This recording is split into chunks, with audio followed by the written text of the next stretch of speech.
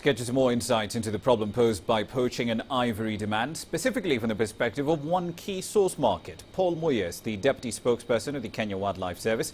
He's live in studio with me right now. Thank you very much for your time this evening, sir. Tell me, in the larger scheme of things, how important is the public burning of ivory by China?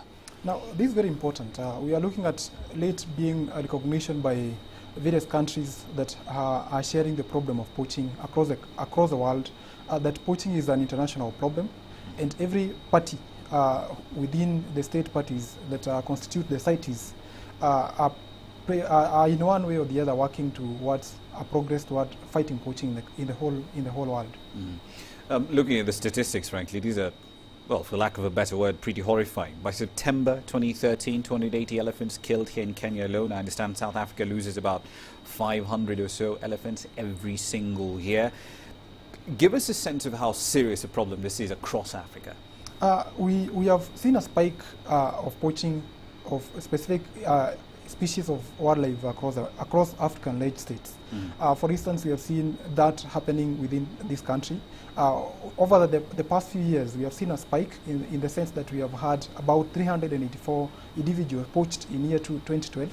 And about individual elephants. Yes, about 280 last year. That is also happening across the African large states. I'm aware in Tanzania we have a serious problem there. South Africa is also experiencing similar problem. And this has to do with a number of reasons.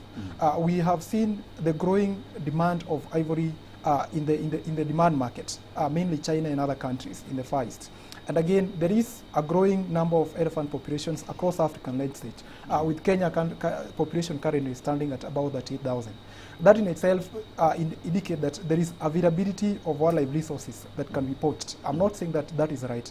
Again, we are also looking at a problem of proliferation of small arms that is available within our countries, for instance, because of a variety of reasons. We have a challenge of countries that are not well governed, and therefore arms are available within the wrong hands, and those arms are getting into a country, which is a national security problem, and largely they are used for purposes of poaching. But tell me, to what extent is organized criminal groups involved in poaching activities? Because, I mean, a spike of that sort simply can't be a question of just supply and demand. Surely there has to be some sort of more cohesive organization among the poachers to actually make those numbers go up. There is a recognition that poaching in itself is a syndicated crime after human trafficking and other crimes. And for that reason, then we have seen various players taking part in the various tiers of poaching. There are those that are actually used for purposes of poaching in the bush. So they come into national parks or where elephants are and rhinos are and poach them.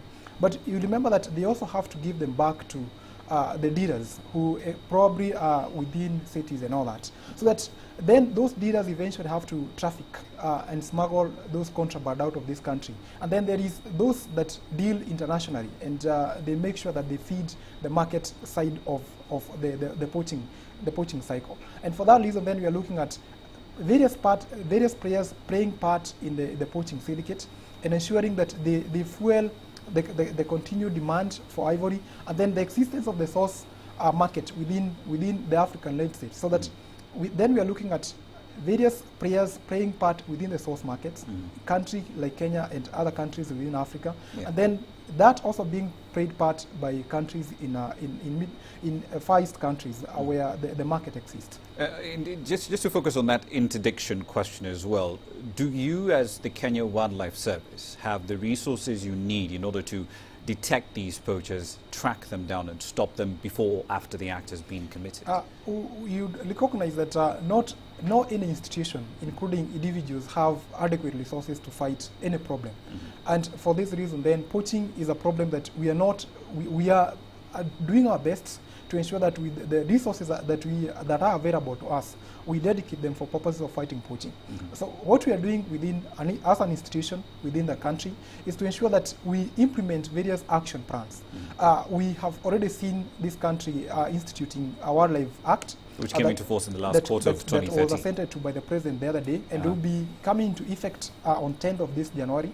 And that in itself will revolutionize the wildlife sector industry by ensuring that there are stiffer penalties and then that the institutions that are the lead agencies in terms of fighting poaching and ensuring that we manage wildlife in this country have the institutional and legal framework to ensure that they effect the law and implement it to the letter. All right, final question to you, Mr. Muya. Kenya's burned ivory twice, very publicly. China's now essentially done the same thing. But in the larger scheme of things, after the ivory has been burnt, then what? What else do we need to do to stop this problem? We are looking at the various countries recognizing wildlife as an important national heritage, and wildlife heritage for that matter. And then when this country, in its own way, ban ivory or even arrest offenders and all that, we are just sending out messages. First, that wildlife is an important resource for the tourism sector of this country, and further to it, we want to educate the public that indeed wildlife should be jointly owned by all of us as citizens of the world, including China and other countries, to ensure that we play part in ensuring that we sustain wildlife resources for future generations. Indeed. We'll have to leave it there for the time being, though. Thank you very much for your time this evening. Paul Muya, the Deputy Spokesperson there from the Kenyan Wildlife Service.